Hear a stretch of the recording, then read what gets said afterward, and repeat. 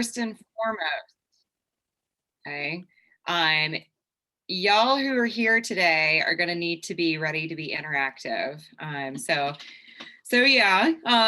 as you guys know from last time, or if you're new here for the first time tonight, so I started Forage Culture. And forage culture is based on really good teaching, and that's really what I'm an expert in. My expertise is in knowledge retention, foundational knowledge across a wide spectrum of subjects. In college, I studied research analyzation, health and human performance, how to teach, how to help someone learn how to learn, et cetera, et cetera. So that's my thing. Okay, so let's type in the chat box for a second because I want you guys to get used to this. Anytime you are just kind of out and about in the world, about how much, do you guys remember how much percentage wise you retain of whatever it is that you hear or see? Does anybody? 10%? Nice. Ooh, that was quick. That was really quick. So yeah, so about 10%. And that information does need to be repeated about 7 times, okay? So today, you will be getting some repetition. So if you haven't taken any of the previous courses, just know that there are some things that you may feel like, oh, wait a minute, what was that? Don't worry, pay attention. You'll pick up based on context clues, kind of everything that is happening. So it is very important that you have 2 things for today's class. Number 1, you do need a small snack item. It's not because I think you're going to get hungry. It's actually for activities later. And the second thing is you absolutely need something to take notes in for today. Okay. So part of really good teaching is making sure that I'm getting you guys to access different neural connections. And it's really important not just to see something or to hear it, but actually to connect physically some of these actions that you're doing. And because I'm not out in the field, I'm not making you pick a mushroom. I'm not making you do those things. The act of writing really does make a big difference. Now, you can choose to type, but there's been a lot of studies trying to look at the retention of writing something out versus typing it, and it's kind of a landslide. When you write it, you retain it better. Okay, so I highly recommend taking notes. There will be no handouts for the entire first portion of this class. There will be no notes given to you guys for the entire first portion of this class. So everything will be verbal, and you guys will have to write it down. Okay, now let's go on. Okay, because I really do want to make sure we're facilitating retention. So don't be afraid to use that chat box. I know for me, I was always one of those, people, and still am, like, I'll answer a question, but if I'm doing it verbally, I'll always answer it with for example, if I think the answer is 10, I'll say 10, right? Like with a little question mark. So do the same thing in the chat box. If you're typing in an answer and you're not sure, put a question mark beside it. Now that chat box is actually really important because usually, like if we're in a group of peers and people are verbally giving answers, not only do we hear the correct answer, but we also hear the associations that may be the incorrect answer. And we actually learn from that as well. So don't be afraid to type in something wrong. It's always a learning experience. Always, always, always. So 2 main goals for today. Okay. Number 1, okay. Number 1 and the most important is that I want you guys to have healthy caution and not unfounded fear, okay? So in America, we have a lot of mycophobia, unfounded fear. And today what we're gonna do is we're gonna be building on our healthy caution. Super important to me. That's kind of how I base all of my classes. You need to know the things that can go wrong, like really wrong. And then you can understand how to prepare for not doing that. It's pretty simple. And we have a lot of information. So I'm going to give you resources. You're going to understand what all can be, what responses your body could potentially have if you have something that's toxic, resources for accidental poisonings, and what to do. So you should have healthy caution by the end of today's class. Now, keep in mind, when we are talking about toxicity, we are only discussing regular cooking methods and not tinctures or medicinal levels of ingestion at all. Please, please, please do not, under any circumstances, make a tincture, which means soaking a mushroom in alcohol. Don't do it unless you are a very well-trained herbalist or professional, because that is medicine, and medicine can kill you, okay? That is why we keep it away from children, because they don't know how to read the dosage. And a tincture doesn't come with a dosage label. So please don't do that. I think they're absolutely wonderful, but go to an herbalist and a doctor if you ever plan to take a tincture. All right, so there is a really, there's a really helpful saying from mushroom hunters to help you understand again, healthy caution, not unfounded fear. There are old mushroom hunters and there are bold mushroom hunters. There are no old, bold mushroom hunters. What it means is that you are better off not eating a mushroom and not being bold. Boldness and bravery are not rewarded in eating wild mushrooms. They're just not. And part of the reason for that, specifically here in North America, we don't really understand all of the mushrooms here. So part of what's happened is that mushrooms have actually come in from other countries and from overseas. And as they're coming to North America, they're changing a little bit. And we don't quite have good records for everything that's happening. So you know, the rule of thumb is when in doubt, throw it out. Okay. And yes, you should put that in your notes. When in doubt, throw it out. And you can write down, there are no old, bold mushroom hunters. Whatever helps you to remember, being cautious is the way to go. There's a reason there's so many of these little sayings that float around in the mushroom hunting world. All right, so the second goal for today, aside from building some more of this healthy caution, is that after we talk about toxicity, I'm going to expose you guys to some of the most detrimental mushrooms in our area. And these are mushrooms that you're going to see. And I'm going to show you a couple of mushrooms, some triples, maybe some doubles or triples of different types of mushrooms that might look kind of similar. And I want you guys to start just getting an idea of, you know, just what to be aware of. So I was out, I was teaching a private class on Monday night. And the place that we were at, I was like, look, guys, like we are going to see a lot of mushrooms out here. But it was a plant-based class. I was like, I really don't have time to teach you all of the instructions about, you know, safety for this stuff. And they were like, but we see all these things. We see all these things. I'm like, please don't touch them because I want you to try and to taste other things. So it is mushroom season, and the stuff we're going to talk about. Actually, I saw 3 of the mushrooms we'll talk about later on Monday night. So remember, it's an exposure. It's not perfect learning, it's exposure. What we're not going to do today, we are not going over in-depth fungi ID. Okay, so a lot of the language and the terminology that you're going to hear, I'm not slowing down to talk about it. We're not going over mushroom anatomy. We're not going over how to find mushrooms or trees for mushrooms. Those are all discussed either in previous classes or will be discussed. Okay, so that being said, we are going to dive into some of our biggest questions about toxicity. Okay, so first things first, can you die from touching a toxic mushroom? Okay, so like I said, Monday night, I was teaching this class and the daughter came, she's like, oh, can I just touch it? I was like, you can, you will not die from touching a mushroom. In fact, that's pretty impossible to die just from touching a mushroom, okay? However, okay, chat box time, okay? When testing viscidness, what part of the body do you touch the cap to? Write it in the chat box. Do you remember? This was in the homework that you were actually sent after your previous class. So when you're testing viscidness, what body part are you actually told to touch? Okay, not the tip of your tongue, your lip. Very good. Okay, so it's not actually the tongue where we're testing viscidness. We would test viscidness. So the exercise you were given, if you didn't do that, I highly recommend look at your emails from the last week and go through that test. It'll help you to remember what viscidness is.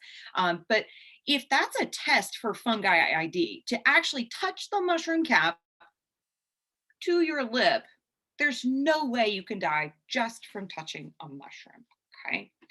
So Now that test is best done on both a dry and then a wet lip.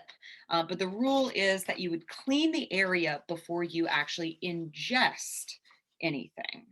Okay. So now, next question. Okay. If a mushroom is considered toxic, will tasting it kill me? Okay. No. Okay. Not necessarily. So here's the thing. Chat box, what's the difference between tasting and ingesting? What is a taste and what is ingestion? Okay, I'll wait for just a minute. Nice. Any others? Any other guesses? Taste versus ingestion? Same. Very good, you guys. That's really, really good. So tasting is when we just put it, that's when we can kind of put it on the tip of our tongue. We do a little maceration. We chew it up just a little bit, 10-second max. And then ingesting is when you actually swallow, okay? And you're actually putting that into your digestive tract, okay? Now, that is super important. Let's make sure, though, that we are talking about a couple of other things when we talk about touching a mushroom and what you should be careful of. You do actually, so I've got really long fingernails, and one of the things that I do as a teacher is that I do dig up different specimens that I'm like, oh, okay, I think this is actually a dangerous one, but I would like to study it because I'm teaching about this stuff. And so one of my really good friends, I was just cross-checking a couple things with him, and he saw a picture where I was holding it, in between my long fingernails, and he was like, you know what that is? I'm like, oh, I'm aware of exactly what this is. And he was like, please wash underneath your fingernails really well. They're so long, I get so worried. And so do be aware, okay? If you think that you're touching a toxic mushroom, you got to wash your hands, okay? Do not do a viscidness test, okay? Do not cross-contaminate your other really good mushrooms. So anytime you're collecting mushrooms, okay, the rule of thumb is to always, always, always separate your mushrooms. You never want cross-contamination. See, even just one iffy mushroom in your basket of good mushrooms, okay, you got to throw them all out, all of them, because those little spores are so microscopic and they're all carrying toxic compounds. So you have no idea what's been contaminated, and it's just not a good idea. Okay, so you do need to be very cautious. And what's nice is that after today, you're going to have a better idea of what might even be considered a toxic mushroom. All right, so tasting and adjusting, we did this one, good. All right, now we are going to be doing a little practice. Okay, snack time. Everybody, we're going to practice what it means to do a taste. So it's a 10-second nibble, and then you spit it out. Ingesting does mean swallowing. So anytime you're going to taste an unknown mushroom as a part of an ID feature, okay, so pay attention to this, don't eat yet, okay? Tasting, that is an extremely rare piece of ID, and you will not have to do it for a very long time because y'all are new and you're not going to be pushing the boundaries on crazy mushrooms for a few years, right? So, but when that time comes, you're going to be way overeducated. Okay, anytime you are going to do a taste test of an unknown mushroom, it's a good idea to take a charcoal pill.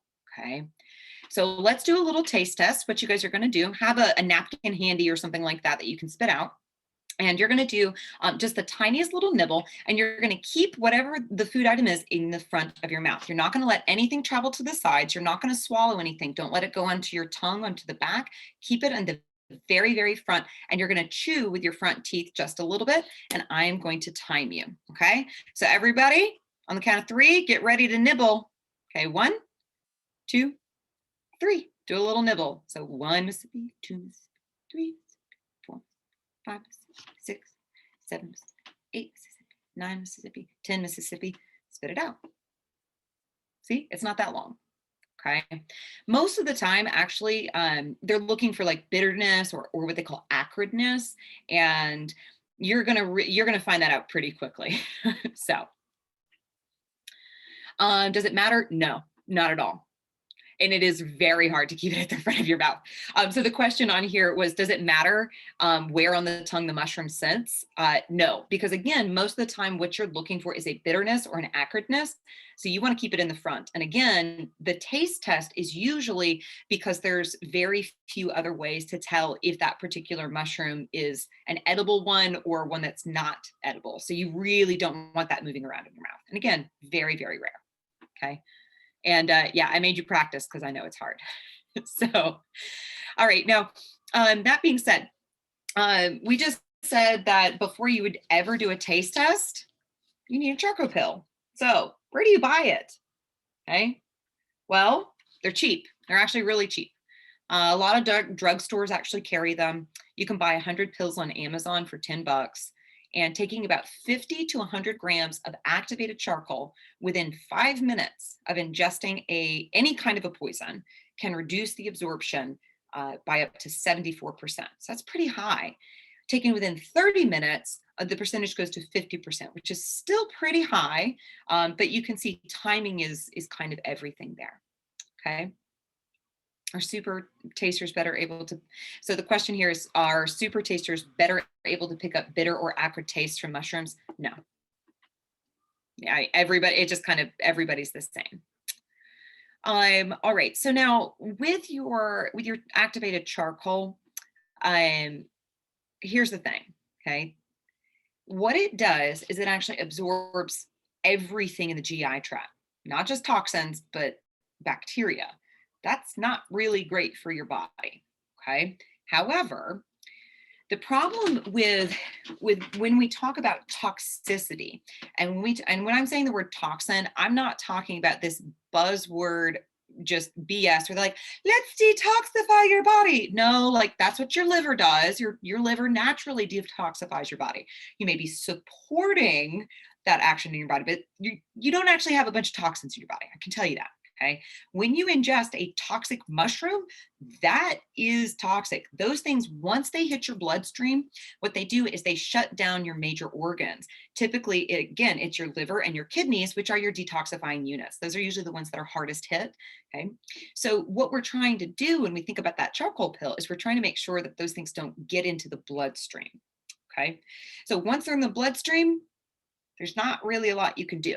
There's a few antidotes, but for the most part, mycotoxins don't have antidotes, and you just have to wait until they pass through your body.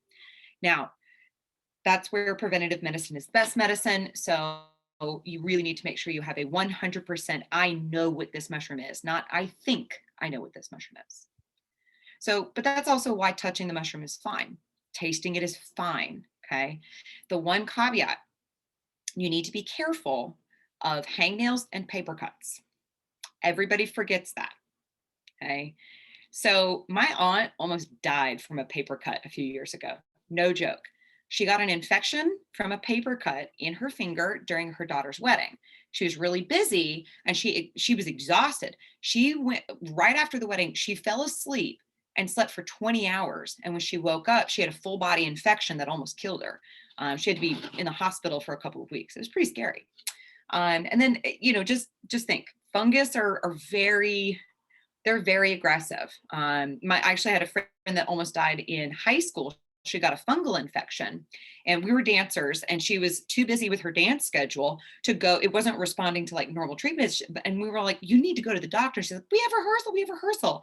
And we finally were like, screw rehearsal. That's nasty. I don't want it. So we made her go, and it had just gotten into her toenails, which once a fungus is in your nails, it goes to your bloodstream.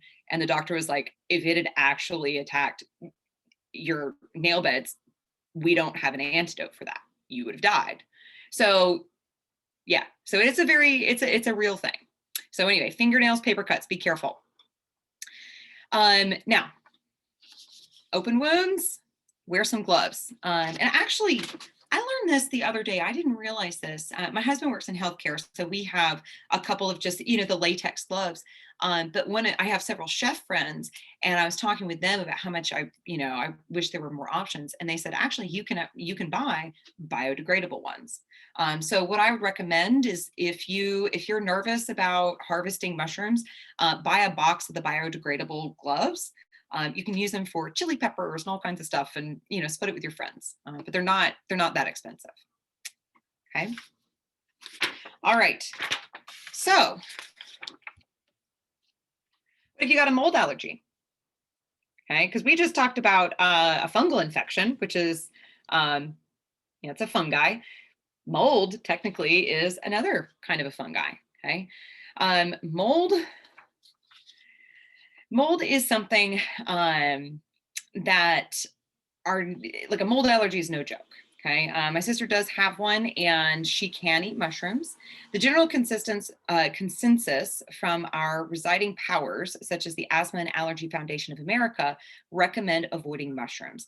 The reason is simple. Mold is a type of fungi, and mold can be growing on fresh mushrooms. Okay, it's not that mushrooms themselves are moldy, but they can harbor it.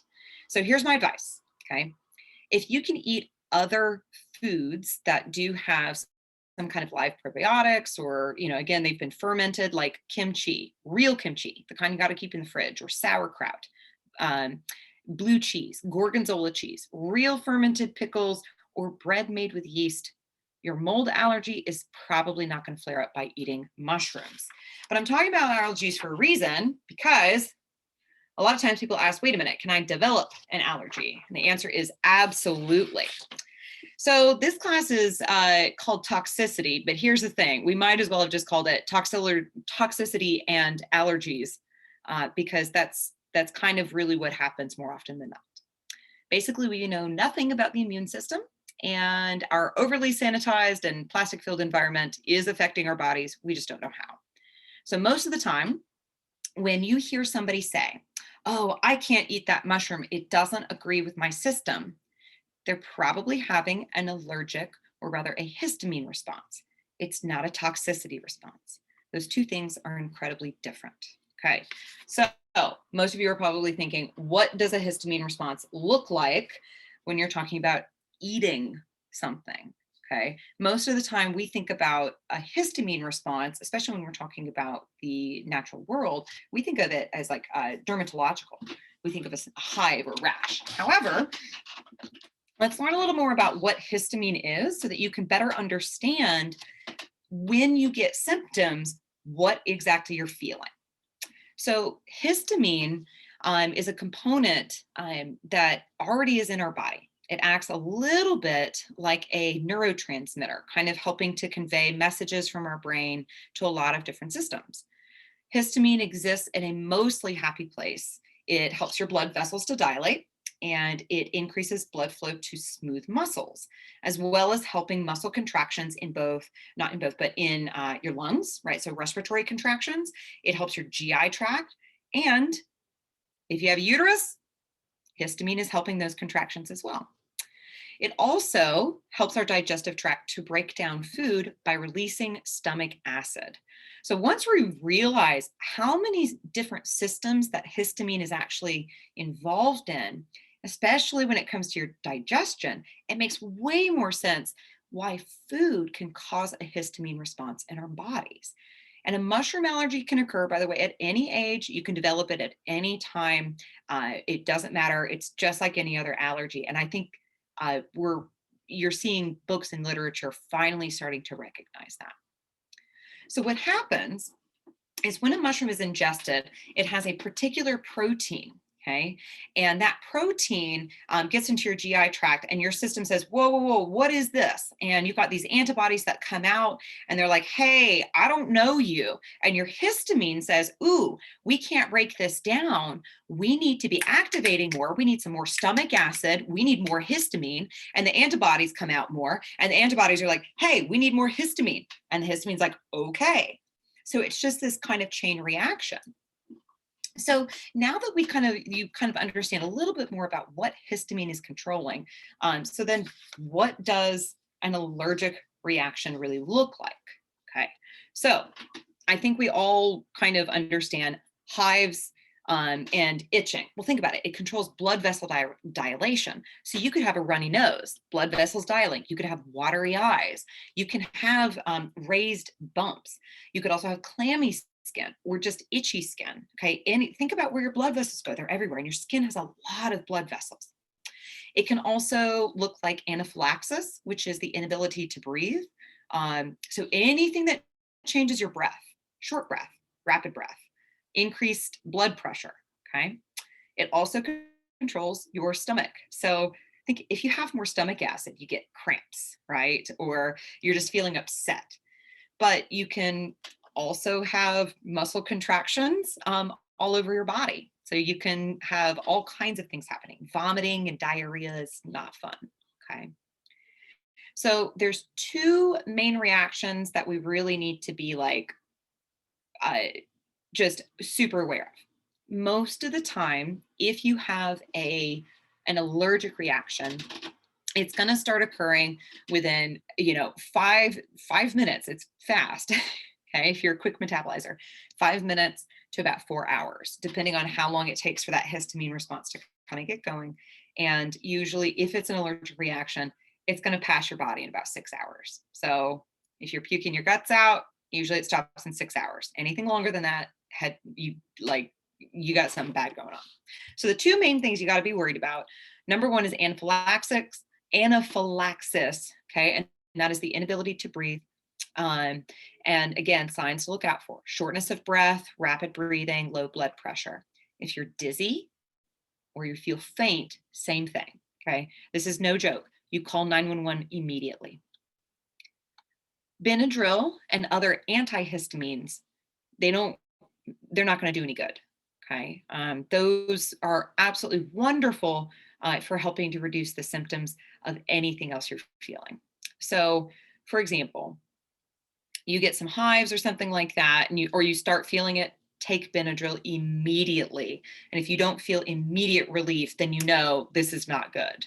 Okay, so that's a good way to kind of check yourself. Now, the second thing to understand about with anaphylaxis is that a lot of people who know they're already sensitive, they will have an EpiPen. I'm actually one of them. So if you're with a friend that needs an EpiPen, if you've never heard instructions for it, you remove the cap. It'll have instructions that's on it. You press a little thing that activates it, and then what you do is you jam it into their leg. I don't mean like you gently. I mean like you gotta really jam it in, press the thing down, and there you go.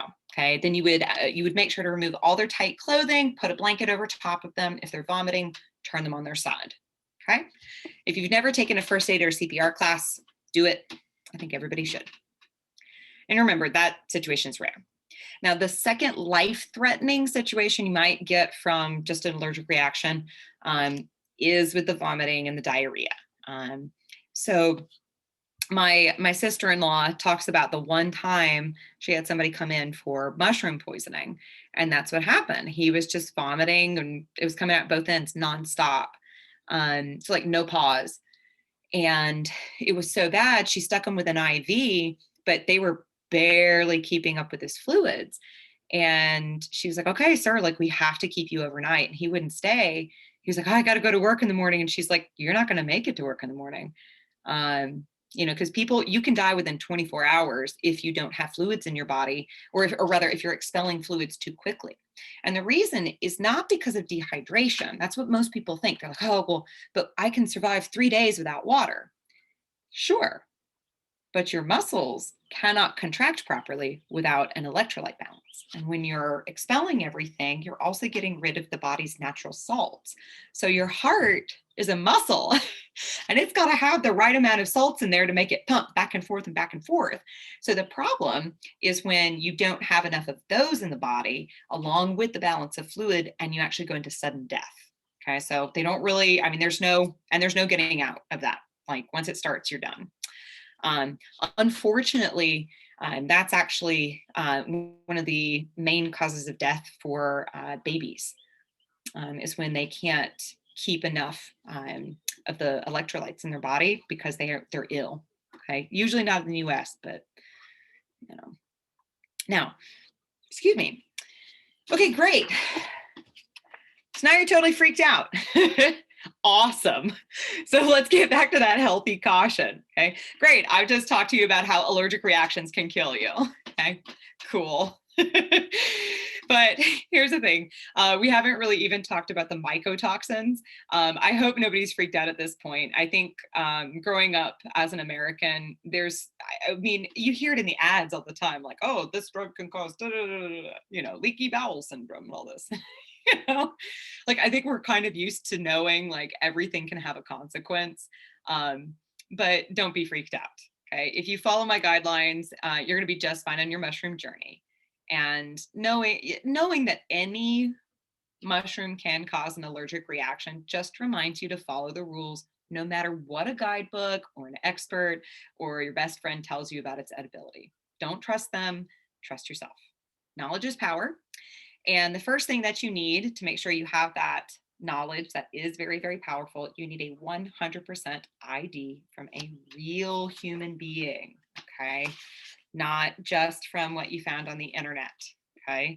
So a real human being, meaning somebody who's led a foray or a Facebook group that you're a part of where you say like, yes, this person is a legit person.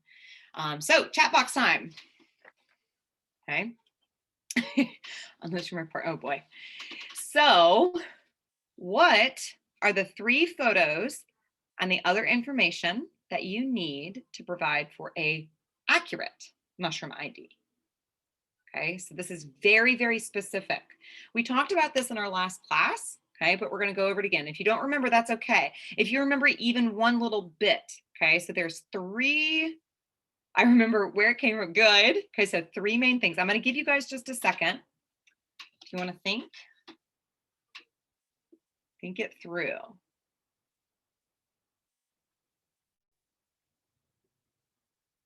Ooh, nice. Okay. What other information aside from the 3 photos?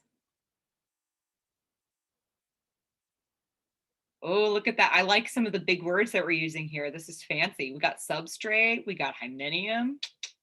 Nice. Okay, so I'm going to go ahead and tell you guys. So the 3 photos that you need, okay, this is some good recall, you guys. That's really good. You need in situ, okay, without you disturbing it. You need the hymeneum, pore bearing surface, okay, and then a full structure photo, okay, whether that's, you know, you need a good picture of the cap or whatever it is, but they need to be able to see the full structure. Other information, because that alone is not enough, okay? You need to also talk about viscidness, any smells, okay? You're, you know, testing out, you know, textures. You know, did you break the stem? Is it hollow inside? Did you do a spore print? Any information that you have about that mushroom, you need to supply that when you're asking for an ID. And if you just get in the habit of making sure that you have all of that information before you ever even eat that mushroom, you're going to feel so much more prepared. Okay. So in addition to all of those things, when you are posting or when you're asking a friend, you need to say, I think this mushroom is, and give your best guess. Okay. One of the worst things you can do is to just send some pictures and be like, what is this? Like, that's not helping you. And your friend or the forum is going to get annoyed. Okay.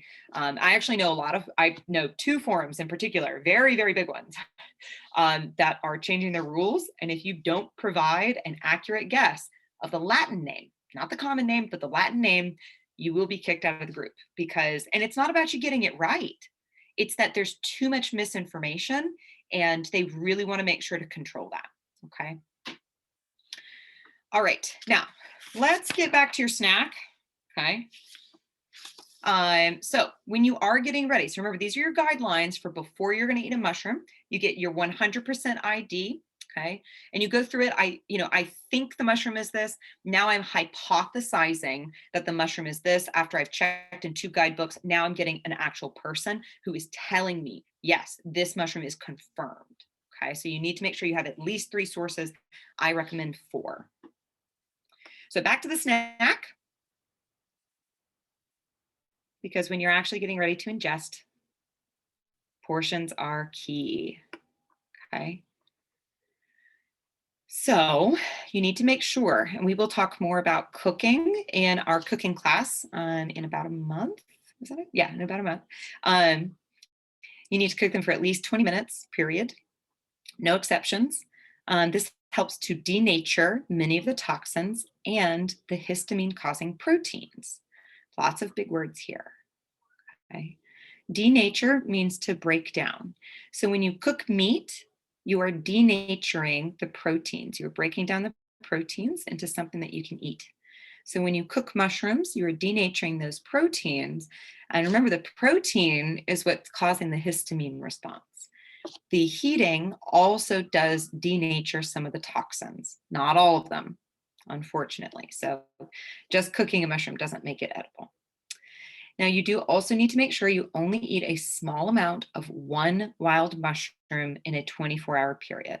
And I recommend even less, or an even bigger one. One new wild mushroom in a week is really a better kind of phrasing, just because sometimes, reactions can happen more than 24 hours after.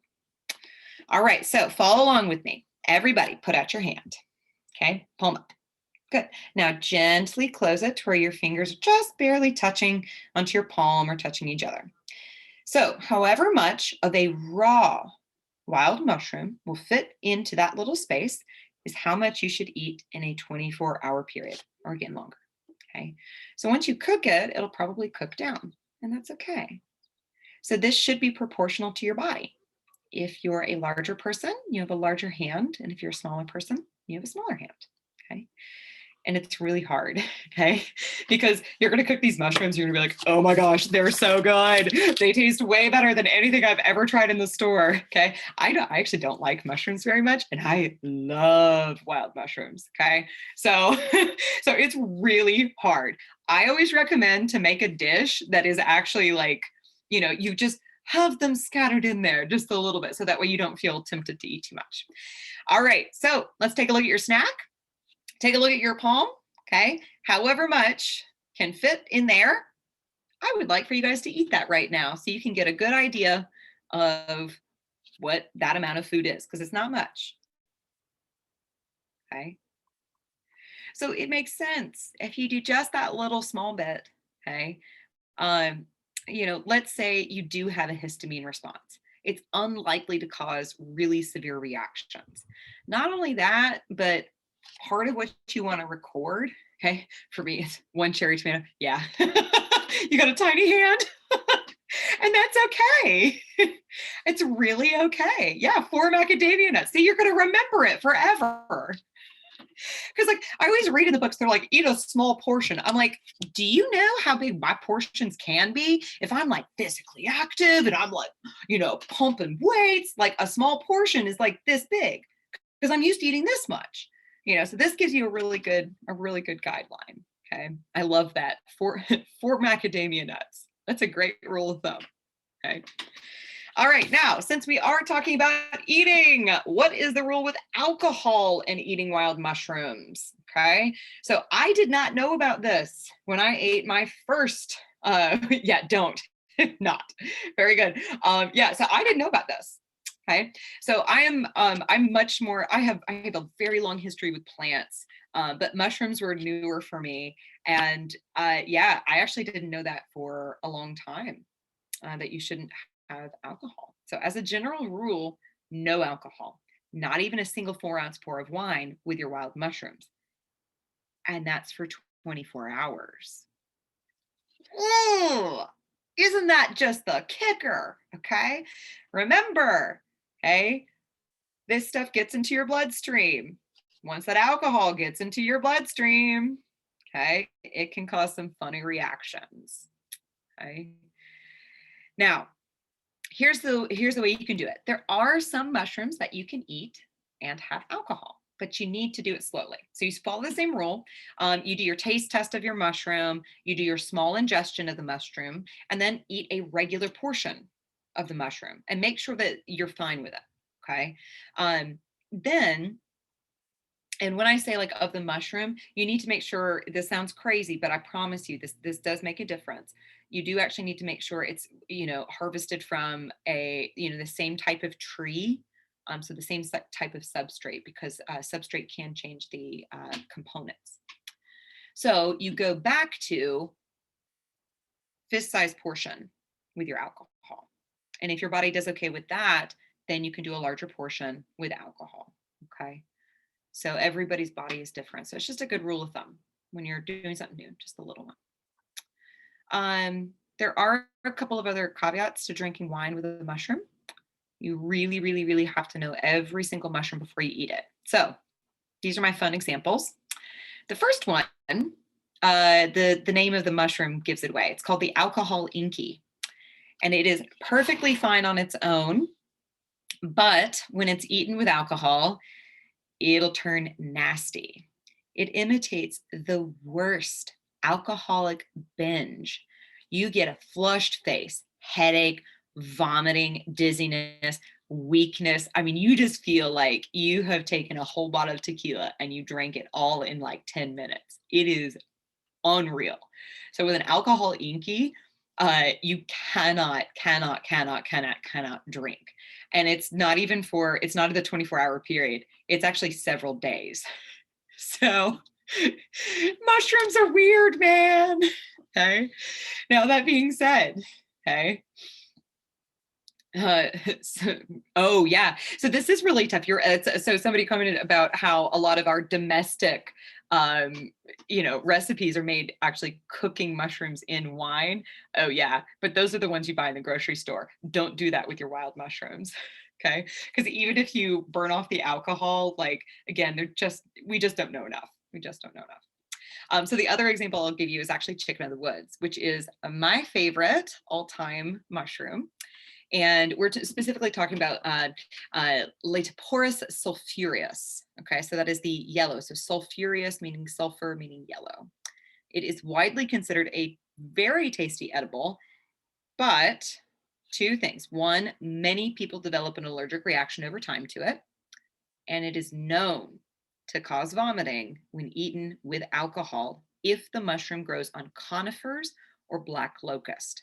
So you need to know the tree. So if you know that it didn't grow on a conifer or black locust, you can try adding alcohol in. Okay. Crazy, all these rules, right? But that's the thing, is like, for me, I think it's all about, getting to know, 2 or 3 mushrooms in a year. And if you just kind of set a low goal like that and you just keep these rules in mind, it's actually not that big of a deal. And you just kind of get used to it and you figure out what your body likes and you have fun with it. So it's not, it doesn't feel stressful. It just feels like, oh yeah, well, I know the rules of the game, right? Football's dangerous, like racquetball's dangerous. But when you understand what the risks are, you're like, okay, that's fine. The reward is so much greater. Okay. All right. Now, what are the signs of ingesting a toxic mushroom? Okay. Ooh, any way to help prevent, oh, sorry. I'll answer that question real quick. Any way to help prevent developing an allergic reaction? No. That's kind of what I'm trying to get at. So this is a question about like developing allergies. There is no way to prevent it. We do not understand the immune system. So that's why, again, understanding that it's possible, that's kind of the whole thing. Who knows? Who knows? All right, so signs of ingesting a toxic mushroom versus having an allergic reaction. They're the same. Like a lot of times there's no difference. Sometimes a toxin in the mushroom can actually cause an allergic reaction. So all of those weird little allergy things that I was talking about, a lot of times the toxins can do the same thing. Now, typically you're not going to see the hives, itching and watering of the nose, and the anaphylaxis quite as much. it's more so the vomiting and stomach discomfort. That's usually what you're going to see more of. Okay. What about, so we have a question about what about the differences between wild versus not wild with wine, as Amanda asked above. Anything that is a cultivated mushroom has been tried and true and tested. For the most part, you're going to be fine drinking those, or drinking alcohol with commercially cultivated mushrooms. But there's, like I said, I actually have a friend who came out,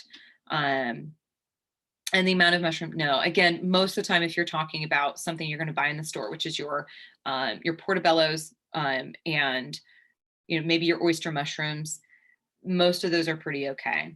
I'm really, really talking about your wild mushrooms. Okay. And a big part of that has to do with the substrate. Again, when it's in a controlled environment, the substrate is not the same as when it's out in the wild. We just don't know everything about that.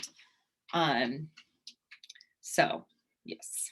Okay, now let's cut to the chase. What are the reactions you need to watch out for, and how long do they take to appear when we're talking about really toxic stuff? So I already mentioned this, but reactions can occur anywhere from 5 minutes to 3 weeks after ingestion. The 3 weeks is actually one of the toxic mycotoxins that it just takes time. The average is about 9 days for that particular toxin to show up. You guys will be fine, because you're not going to be taking any risks like that.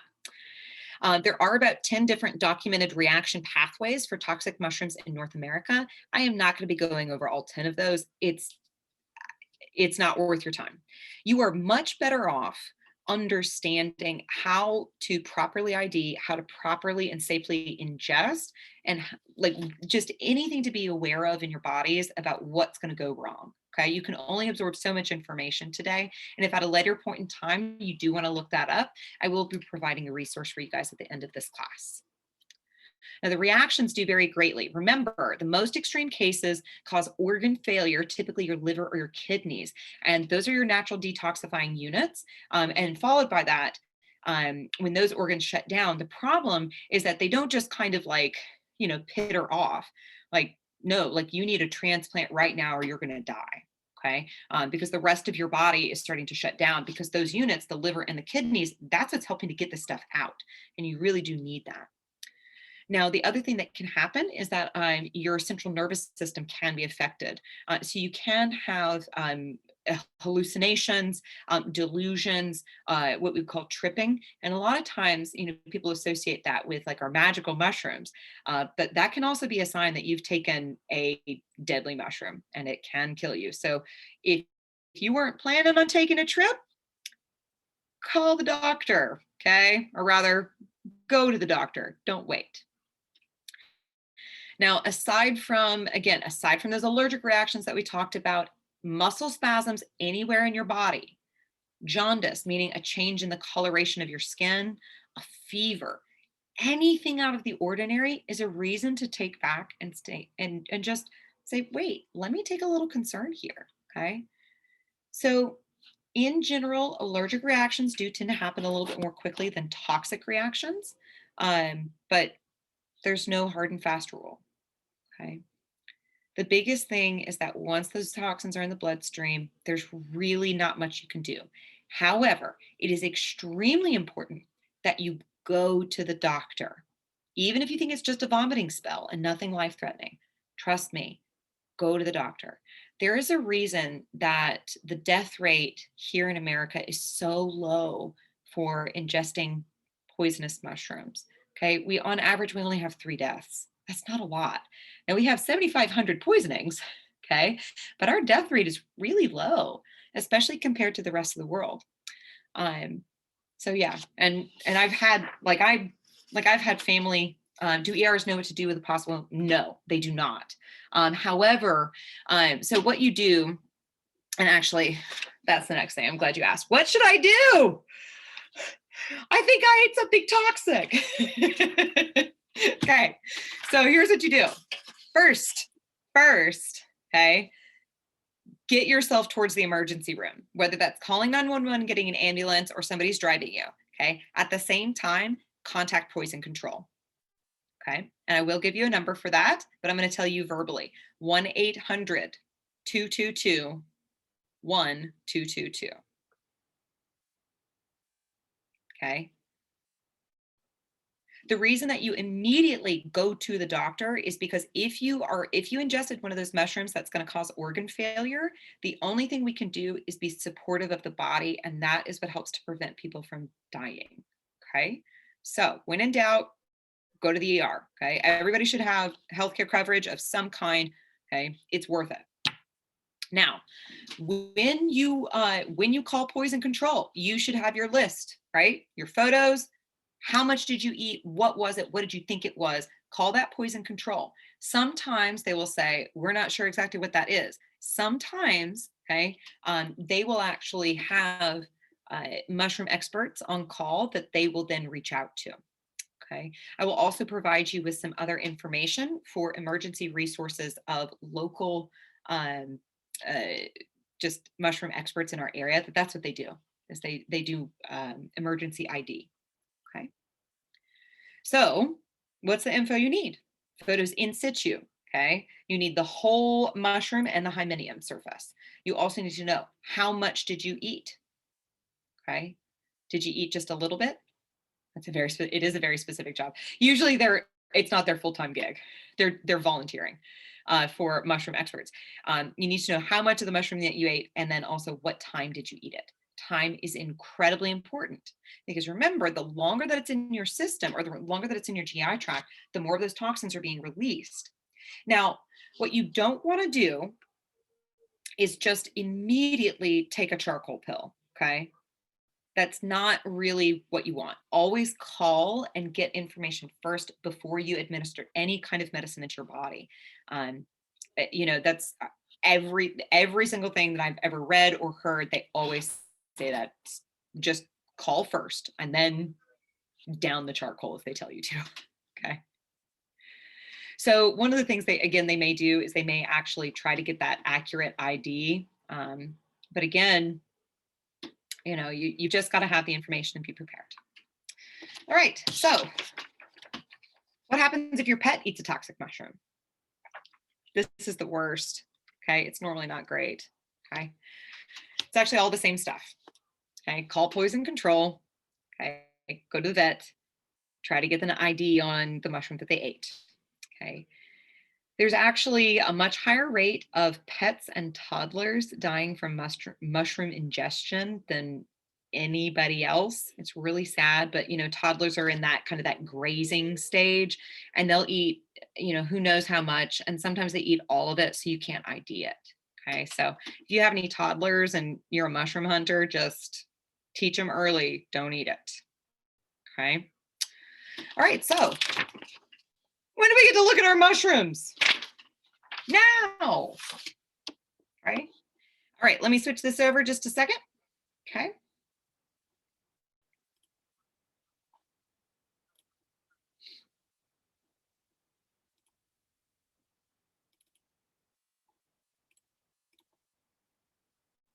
All right. So these are a couple of resources. Okay, you will have access to this PowerPoint after class. A really important thing, though, before I even give these to you. Okay, so I already told you, but again, repetition is key. Here in North America, we really just don't have enough information about mushrooms and how they're morphing. So even if you just have like a little bit of an upset stomach, I'm going to give you a link. Report it. Okay, so I had a woman who came to me in a class, I guess this is about a year ago now, and we were talking about mushrooms, and she said that she had actually gotten a wild mushroom pack that had 3 different mushrooms from like Whole Foods or something. She'd made a soup and she got violently ill from it, but she didn't know which one it was. So you can have reactions to even grocery store ones. And it said wild mushrooms, it's not cultivated. But anyway, I'm kicking myself. I should have told her, regardless, file a report.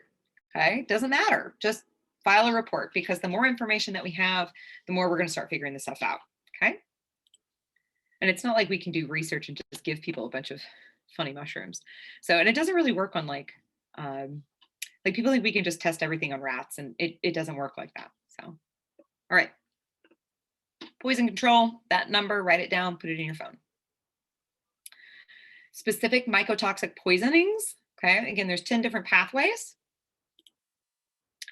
And that's where you're going to submit your report.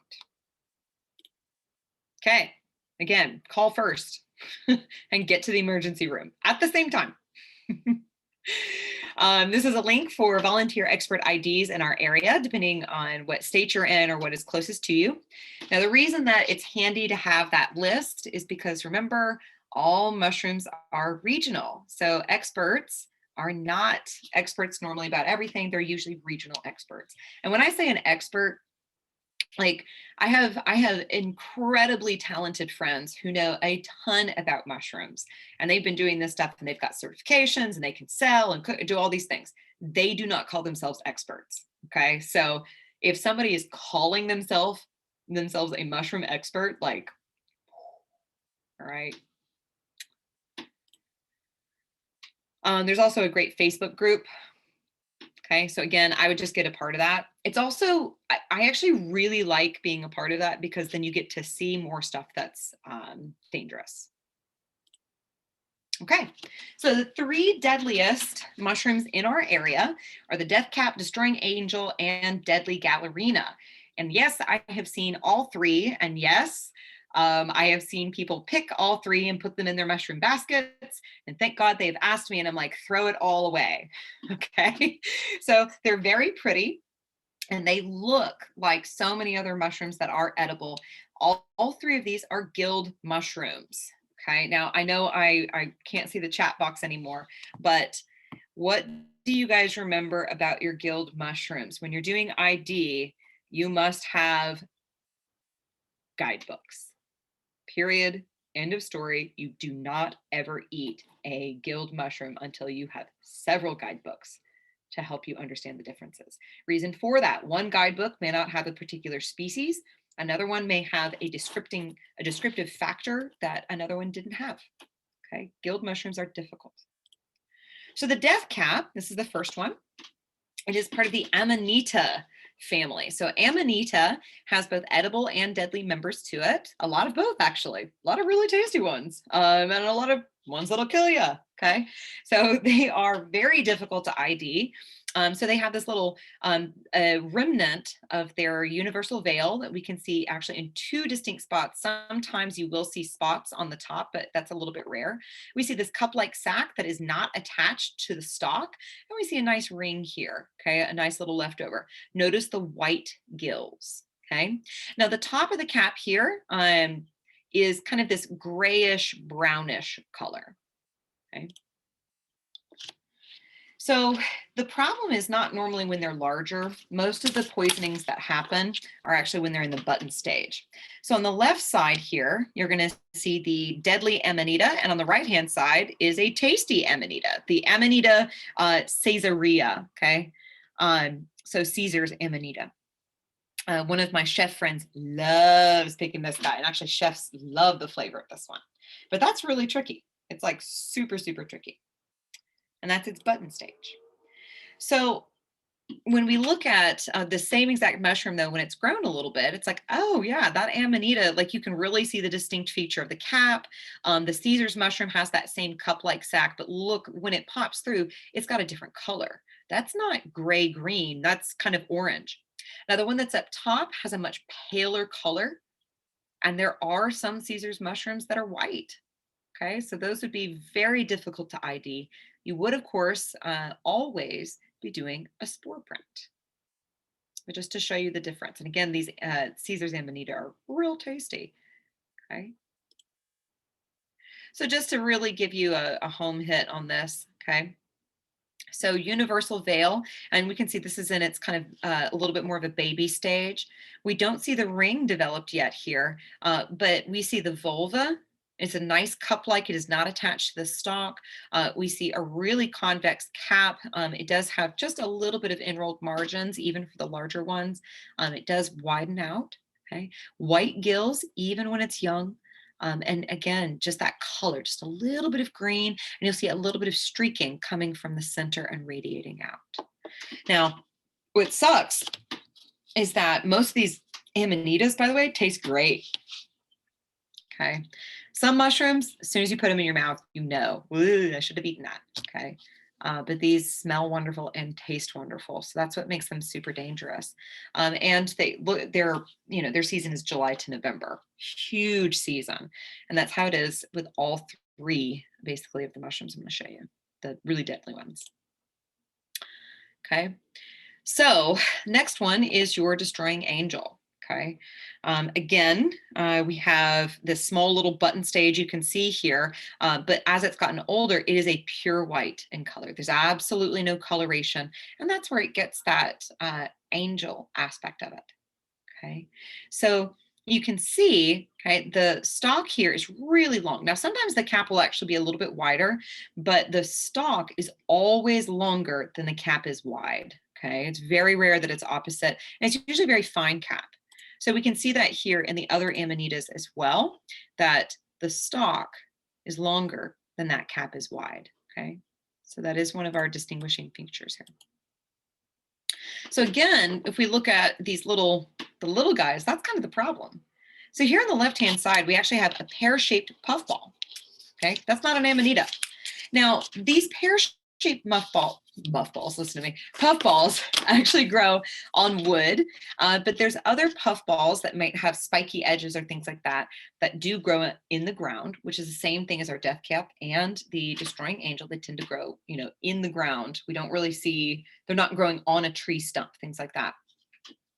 So this is the stage, and this is what we worry about is, wait a second, do we get a puffball?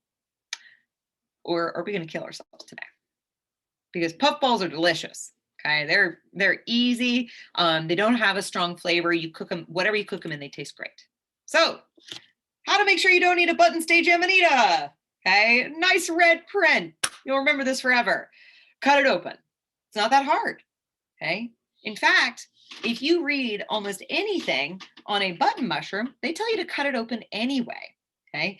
As a mental note, ask yourself, wait a minute, do you remember why, regardless of this amanita stuff, why should you cut a button mushroom or any puffball mushroom, whether it's a small one or a large one? Why should you cut it in half? Because if it is too old, it will have started to develop spores, which you can see as a central shoot down the middle. And at that point, it is not good for you to eat. It's not going to taste good, and it's going to make your tummy react in bad ways. So a puffball mushroom, the only thing that you're going to see on it is a little bit of a thicker skin on the outer edge. Okay, that's how you know it's a puffball. Pure white in the middle, like a marshmallow. However, any cap and stalk features, throw it out and wash everything. And when I say cap and stalk, this is very difficult to see. Okay, the picture on the right-hand side, you can see just barely right here, the gills, this little crescent moon shape. Okay, so your universal veil is really hiding everything in here and really protecting that hymeneum. So that's what the universal veil is doing, it's protecting it. Over here on the left-hand side, this is a spiny puffball, so that's why you see the little spines. But when we cut through it in the middle, look at that pure white all the way through and through. You can see just a little bit, especially right here, just a little bit of thickness at the edge. And again, some of our small button stage mushrooms that are inedible, okay, they do have these little pocks or scales on the outside, okay? So that can be a little confusing. But if you cut them in half, you're good to go. So anytime you have a button stage mushroom and you see gills, that's not enough information for you to properly ID it when it's that little. Okay, they can get a little bit larger, and once you start seeing more and more of them, you'll start getting more comfortable, but it's just a good idea. Okay, when in doubt, throw it out, and then wash all of your tools, anything that it may have touched, wash everything thoroughly.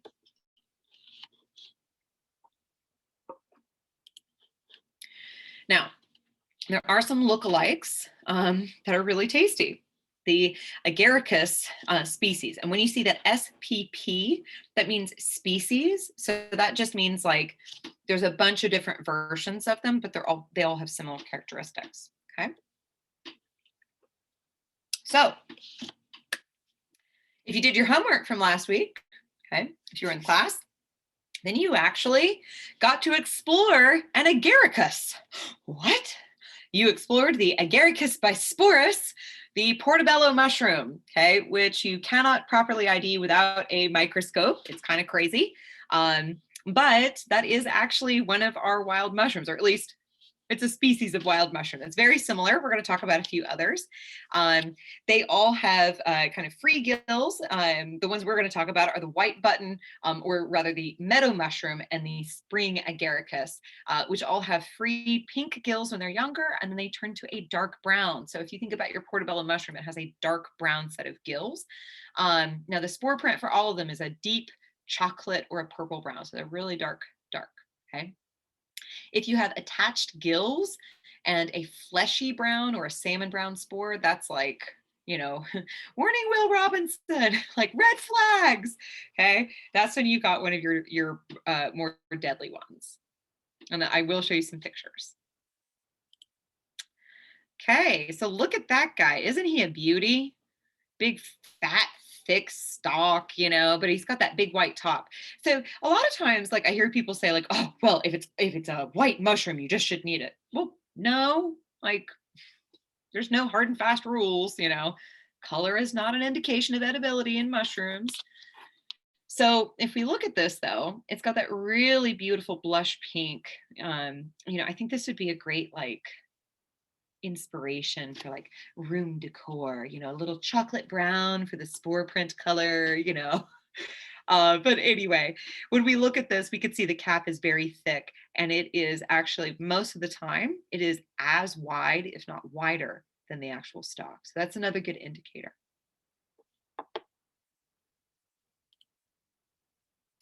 The meadow mushroom here is another one, again, just part of the same species. Again, that beautiful kind of blush pink colored gills. And you can see to the left here, turning darker.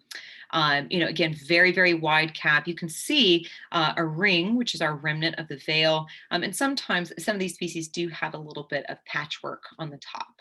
Okay. Now, both of these can be found in this area, and this is actually the time for them. Okay, so summertime, we get a lot of our meadow mushrooms that start coming out. The spring agaricus is a little bit earlier. Obviously, it's called spring, but these come out at the same time as our deadly ones. So it's just good to be aware of them. And again, the button mushroom stage is the one that we usually get worried about because these are perfectly edible in the button stage. Okay. So I told you, once you get better, and you are going to slice them all in half, okay, you're going to start seeing, oh, okay, I can see this. So if we look in here, you can see that spore-bearing surface, and look at that light pink color, okay? What's great is that these mushrooms come back time and time and time again in the same exact spots, and they tend to be really prolific. So what's really cool is, you know, you find your spot and, you know, in the grass, and it'll, you know, they'll pop up, and just start cutting them in half and watch them learn and grow, because maybe you actually prefer them, you know, eating them at a little bit of a younger stage. Okay. Now, that being said, cut all of them in half if they're young. Okay. Don't take a risk. It's unnecessary. So on the left-hand side, okay, we have our destroying angel, and on the right-hand side, our death cap. Both of them have white gills. They have a cupped vulva, but look at it here on the left. You can't see that cupped vulva very well. Okay, that could actually, if you hadn't dug underneath, you might have missed it. But these are all really good indicators of the toxic amanitas. So the next one, the third one that's like deadly toxic, and the reason it's deadly toxic is because of amatoxins, which have, there's nothing we can do about them. Most of the time when people die, it's because they've eaten one of these three mushrooms, okay? And their organs shut down, and that's it. So this is called the deadly gallerina or funeral bell. See, they gave them really smart names to be like, hey guys, we want to just tell you up front, okay? Good for you, mushroom namers. So this is a small brown mushroom, okay? You can see he's got kind of an orangey brown top. It's a little bit tacky, yellow gills kind of underneath, and then they turn kind of this rusty color, and rusty brown spores, Okay, so your spore color, remember that's gonna be super important. You do not have to remember this off the top of your head. Writing it down will help, okay? And of course you have your guidebooks. This is another picture, okay, of our deadly Gallerina. So notice its growing pattern. It's growing right on wood, okay, and really, really old decayed wood. I mean, look at how rotted out that is. And the growing pattern, we see singles and doubles, but they do tend to cluster. And they're quite small. So here in the bottom corner, this is actually a ground ivy leaf, okay? And ground ivy leaves don't tend to be huge, okay? Now that's a big green one. Looks like it's really wet. So it's probably about this big around. So that just gives you an idea of the size of this mushroom. So these mushrooms can really be, and they are quite frequently confused with honey mushrooms or LBMs. Honey mushrooms, okay, this picture looks real different. You're like, oh, well, those look like bright honey color. They're not that orangey color. Well, I'm showing you this because this is a younger stage. Okay, remember how I said your your deadly Gallerina has that sticky top? Well, this has a sticky top. Okay, and sometimes these are a dark brown. They're not always this yellow color. So the biggest thing though is that honey mushrooms have a white spore deposit. Okay. So again, you can see this color, it's a darker brown in the middle here. Well, that's totally different from what it looked like just a second ago. There's a lot of different species. So you really need to know like, ooh, hey, if I'm looking at something like this, I've got to be careful. There's another one that looks similar. There's actually a lot that looks similar to the deadly Gallerina. Like there's a lot. Okay, which is why I couldn't pass it up. Okay, I can't, it's impossible for me to tell you all the deadly ones. So we had to focus on the most important. So here we have the velvet foot, Inotaki, okay, or what you might know as enoki mushrooms if you buy them in the grocery store before they've actually fanned out. Okay, so enoki mushrooms, when you buy them in the grocery store, they're usually used in Japanese food. They're very small and very tall and stringy and white to a pale yellow. But these have developed much more fully. You can see the cap is opening up. And these to me look a lot like that deadly Gallerina, right? With the open cap, that dark, rich, almost chestnut color. But they're really tasty. And again, white spores. How to make sure you don't eat a deadly Gallerina. Made it easy for you, okay?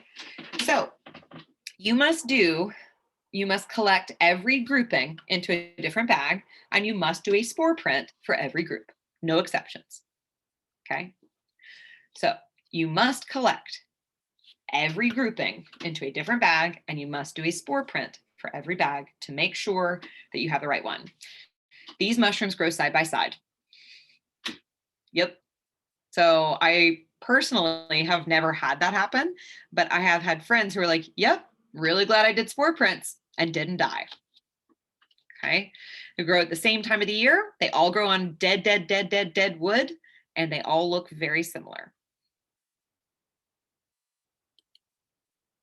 So I did mention LBM. Let's make sure you know what that is. That's shorthand for little brown mushroom. Typically, it is referring to this massive group of very difficult to identify little brown mushrooms that are gilled. Okay, so most of your hallucinogenic mushrooms are what we call LBMs. We're not going to be talking about that ID during this particular course. That's not my function. Okay. So we're going to switch gears here just for a second. So those are the three big deadly ones. And notice how they're all gilled mushrooms. In this particular course, we actually don't go over a lot of identifying coral mushrooms or any of things like your lion's mane, because they really don't have lookalikes. Okay, so those are great mushrooms to start keeping your eye open for. Grab a guidebook and look those up. But then when you want to kind of branch out from there and you're actually trying to find something that has unique flavors or texture profiles, things like that, this is what you got to know. Okay, so let's get into some of the other ones that have some lookalikes. So, or just things you need to know. So the first one we're going to do is the sickener, and then we've got just a handful of some comparisons. And I want everybody right now, take a hand Pat yourself on the back because you're through the hardest bit. Oh yeah, okay. Those gilled mushrooms are the hardest ones. So many details, and if you miss one detail, it's like, you know, the rest of this, you're gonna be like, oh, this isn't that bad. Okay, I promise you. All right, it's not that bad. All right, the sickener, bright red cap. Okay, he is part of the Russula family, and there are some edible red-capped russulas, but there's not really a ton in our area. For the most part, most of these red-capped mushrooms, it does have a white gill on the underside.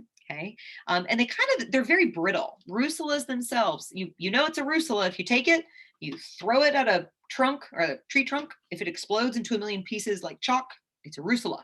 Okay, you can even see it here on the right-hand side where it's just chipped off. It's just breaks apart. Here's the thing. What's great? Hey, let's say you think you found one of the edible red-capped ones. You're going to do a taste test with this one. And you're going to know immediately you don't want to eat it because it's hot. It's actually like spicy, hot, burn your mouth. Okay. All right, let's do some comparisons. So this is chanterelle season. I actually have friends who are like, come and pick our chanterelles. We water them. It's like, what? So they have the same spot in their backyard and the husband just waters them every day. So they just keep getting flushes of chanterelles. But so chanterelles will fruit for a while, especially if you keep them watered. But it's not too hard to tell the difference between a true chanterelle and something like the jack-o'-lantern or the false chanterelle. So if we just look at the growing pattern in and of itself, we can see here, this is a loose cluster on the left-hand side, and on the right-hand side is a dense cluster of our jack-o'-lantern mushrooms. The coloring and the margin are very distinctively different as well.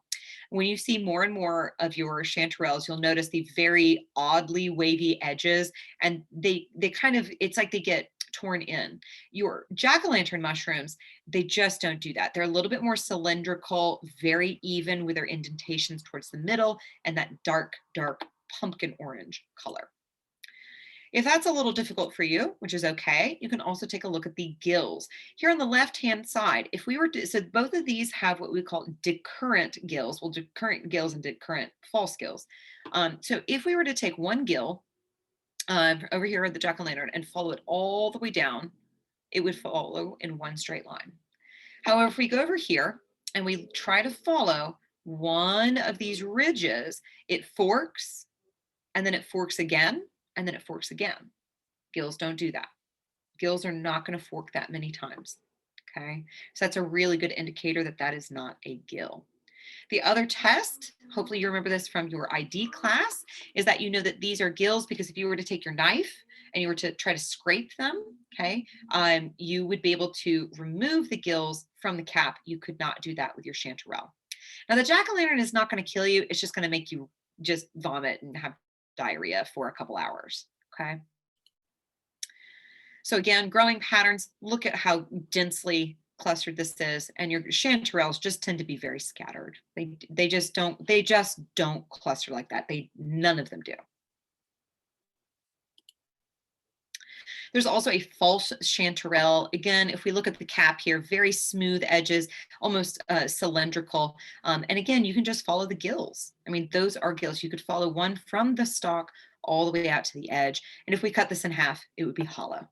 Okay, so if you're curious, like you're like, oh, I'm not really sure, or maybe you're cooking a bunch and just cut your chanterelles in half if you're like, well, I'm not really sure. And that's okay. It's okay to not be sure and to cut everything up into chunks. It's easier to cook them. Now this one's pretty easy. Black trumpets versus devil's urn. Okay, biggest thing here. There's not a lot of black mushrooms that grow up in kind of that trumpet shape. Both of these do. The black trumpet, however, grows on the ground. Devil's urn grows on wood. Pretty easy.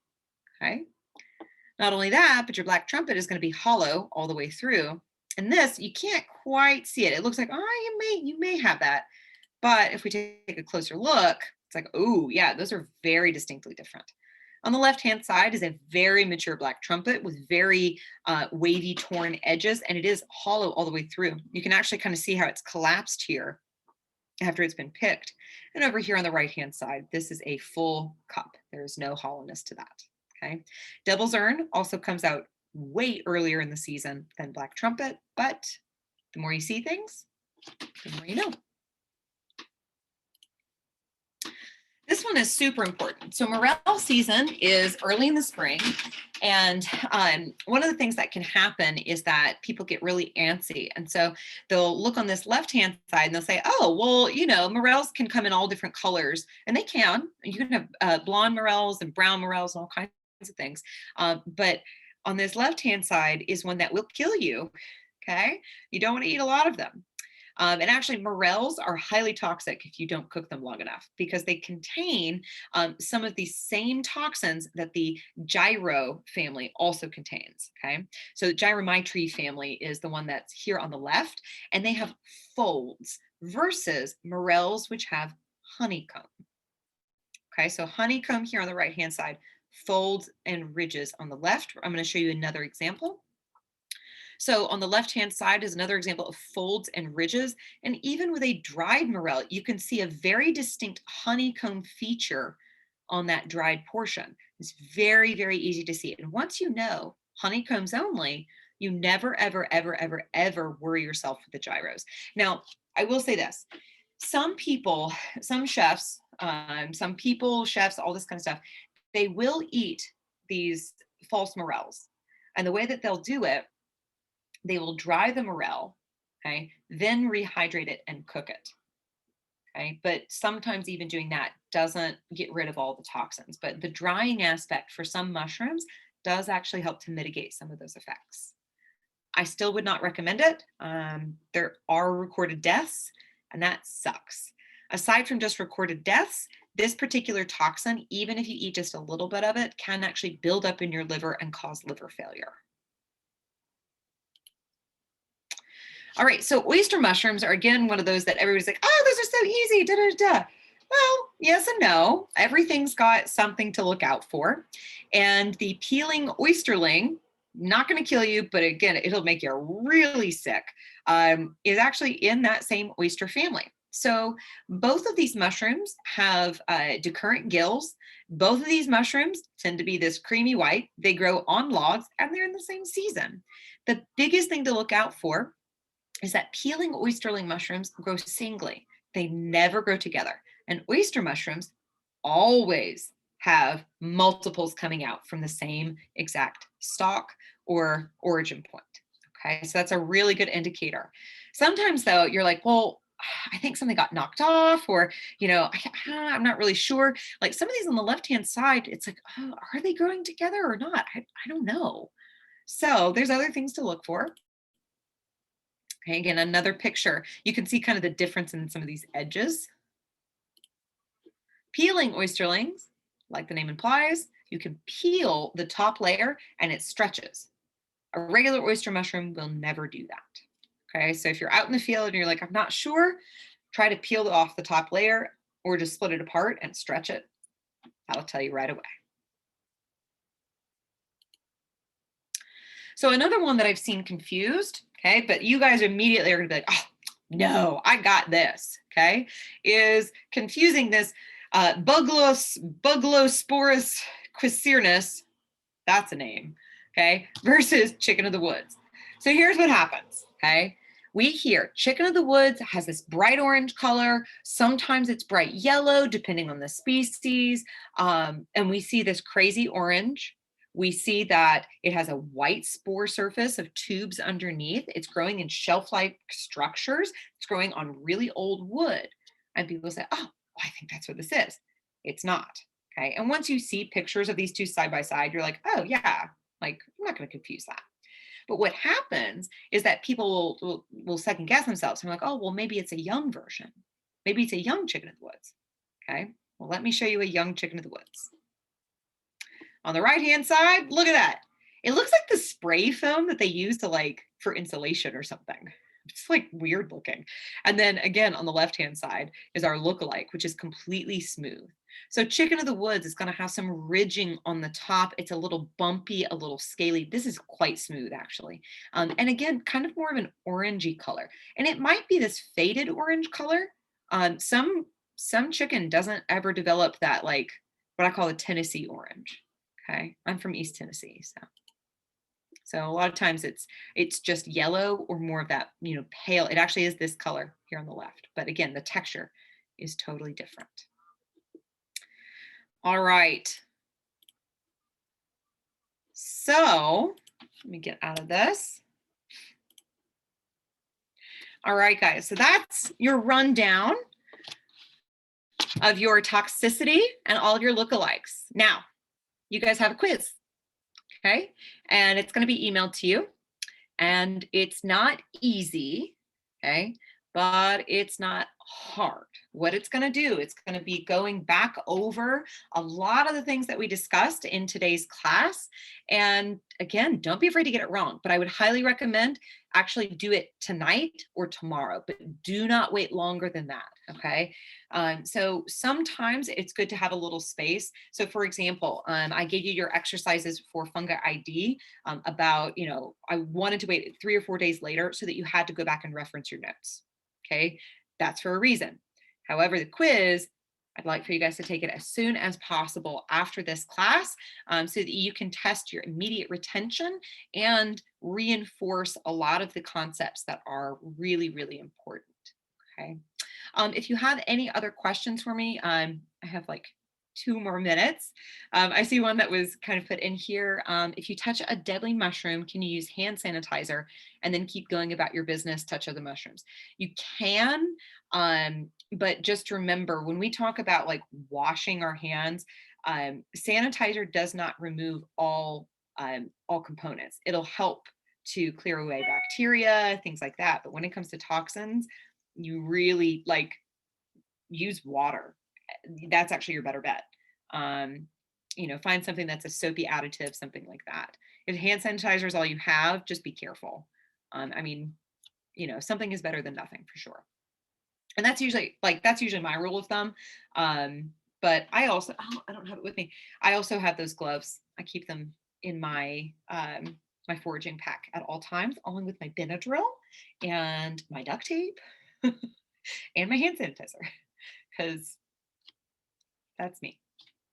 Okay. All right. Any other questions? Okay. All right. Well, hopefully those last couple of ones, you were like, oh, that's not bad. I got this. She's been talking about all kinds of crazy stuff. Okay.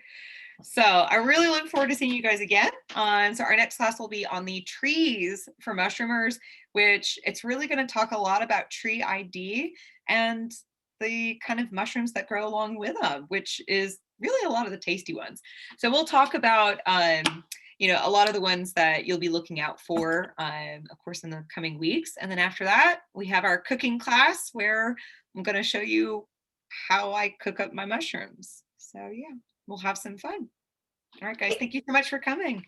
Thank you so much. This was lovely. And I will be sending out follow-up emails to everyone. Okay. Have a good All right, night. bye, guys. Thank you.